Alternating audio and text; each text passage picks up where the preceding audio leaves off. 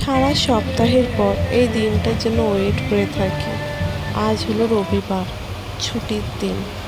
ছুটির দিনটা সময়টা একটু নষ্ট করতে চাইছিলাম না।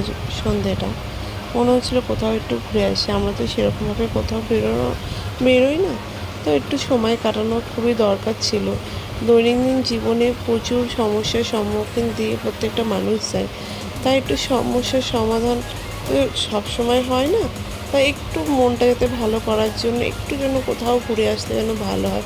আর ছোটো মানুষ, বাচ্চাটারও তো মন চায় একটু ঘুরে আসি, কোথাও যাই, একটু টাইম স্পেন্ড করি। তো ওর পাপাও তো সারা সপ্তাহে একটা দিন ছুটি পায়, তো সেরকমভাবে তো আমাদের সেরকম কোথাও বেরোনো হয় না। তো আমরা একটু বেরিয়ে গেছিলাম ঘুরতে। এখানে একটা পার্ক আছে, পার্কে। আর সন্ধ্যেবেলা দেখো চারিদিকটা কত সুন্দর লাগছিল। এখানে যেন তো অনেক দোলনা ছিল, টয় ট্রেন ছিল, তা অনেক রাইড ছিল। তো সব কিছু তো চলা সম্ভব হয়নি, যেগুলো বাচ্চা নিয়ে যতটা করা যায় ততটুকু করেছি আর কি।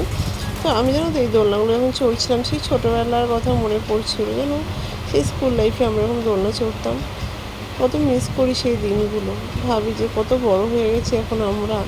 সে আগের দিনগুলো যদি সত্যি আমরা ফিরে পেতাম তাহলে কত ভালোই হতো। তারপর দেখো মাম্মাকে নিয়ে কী করছে, ওই যে স্লিপ চড়ছে। যখন যদি পড়ে যায় বাই চান্স, ছোটো মানুষ তো, পাপা ধরে ধরে চড়ছিল আর খুব আনন্দ পাচ্ছিলো। তারপর জানো তো ওখান থেকে আমি একটা ম্যাঙ্গো লস্যি খেয়েছিলাম, খুব ভালোই ছিল মোটামুটি। তারপর তোমরা সন্ধ্যাটা কেমনভাবে কাটালে আমাকে কিন্তু অবশ্যই জানিও। আমি এইভাবে আজকে সন্ধ্যাটাকে কাটালাম। টাটা।